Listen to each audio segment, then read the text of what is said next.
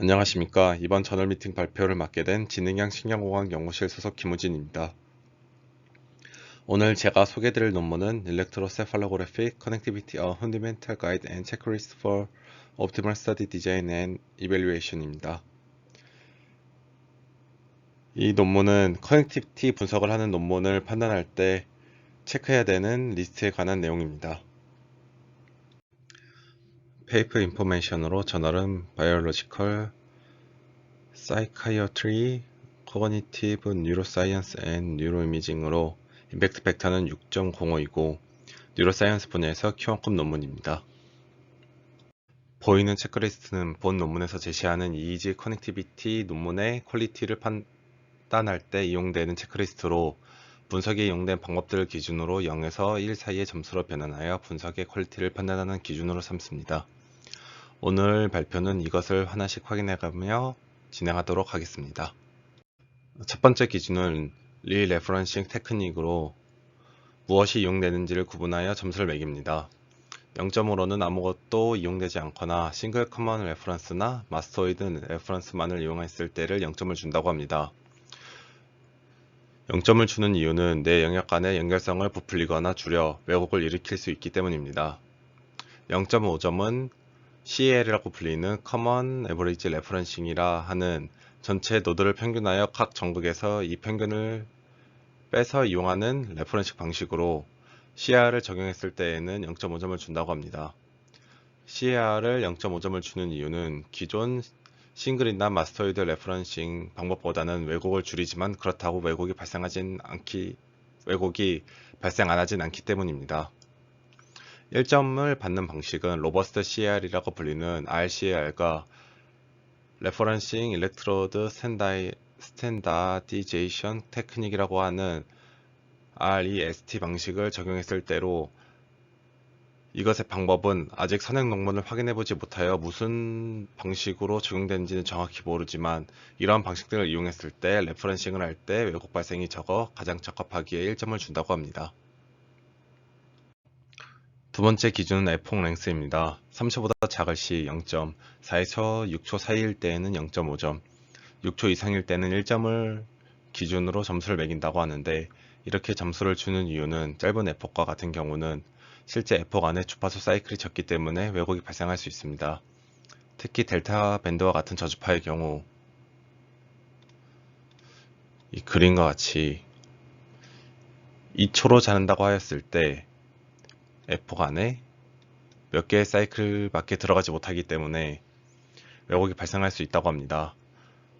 그렇지만 모든 에폭의 길이가 6초 이상이면 다 상관이 없는 것이 아니라 분석에 이용되는 피처에 맞게 설정하라고 합니다. 예를 들어 AEC라고 부르는 Amplitude Envelope Correlation이라고 하는 피처의 경우는 6초의 에폭의 길이가 가장 좋다고 하고 PLV라고 부르는 페이지 레그 밸류 같은 경우는 12초의 에폭이 가장 좋다고 합니다.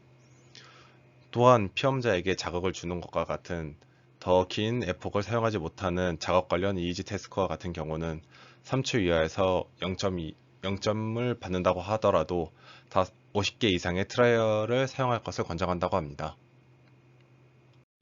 세 번째 기준으로는 샘플의 개수로 50개 미만이면 0점, 50개에서 100개 사이면 0.5점, 100개 이상이면 1점을 준다고 합니다. 이것의 기준은 선행 논문에서 100개 이상과 이하일 때 신호의 왜곡을 발생시킬 수 있기 때문에 100개 이상을 권장한다고 합니다. 네 번째는 Artifact Rejection 테크닉으로 이것을 기준으로 아무것도 이용하지 않았을 시에는 0점, 노이즈 에폭과 채널 리젝션을 이용했을 때에는 0.5점, 모든 방식의 것들을 이용했을 시 1점이라고 합니다. 여기서는 논문에 첨부되어 있는 파일에 더 자세히 나와 있는데 EOG나 EMG가 제거되었다고 언급만 되어 있고 자세한 방법이 나와 있지 않았을 때에는 70% 이상의 노이즈가 제거되고 60% 이상의 데이터가 남아있을 경우를 0.5점이고 0.5점을 준다고 합니다.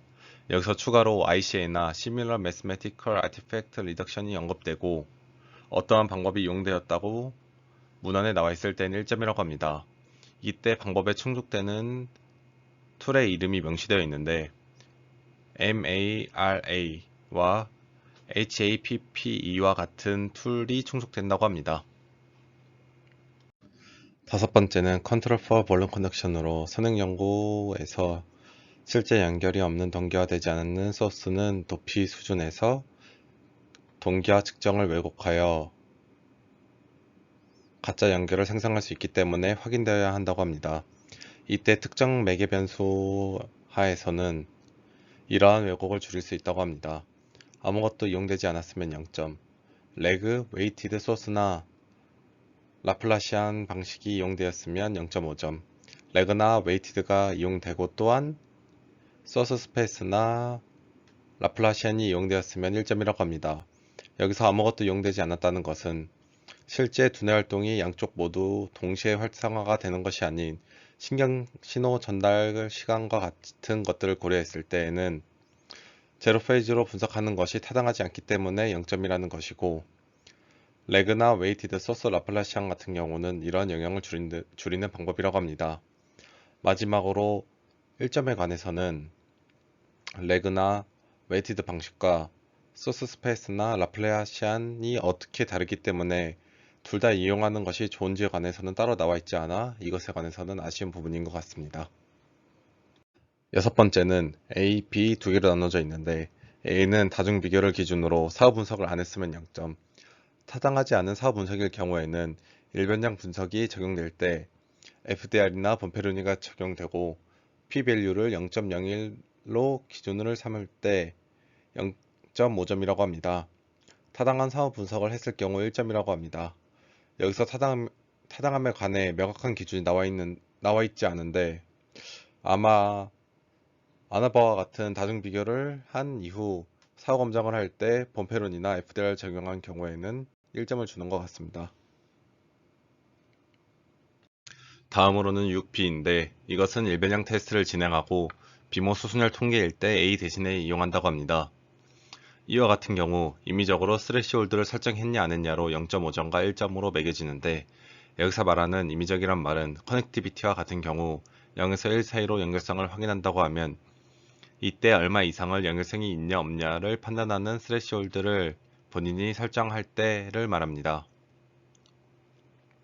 이때 객관적인 모델 기반 스레시홀드를 설정하거나 가정치가 적용되지 않거나 인계값이 필요하지 않은 경우를 타당하다고 하여 1점을 준다고 합니다. 마지막으로 일곱 번째 기준으로 선행 연구마다 표본의 크기에 대한 효과나 선택 및 분석 방법에 따라 상당한 차이가 있어서 명확한 기준이나 권장사항을 만들 수 없었다고 하는데,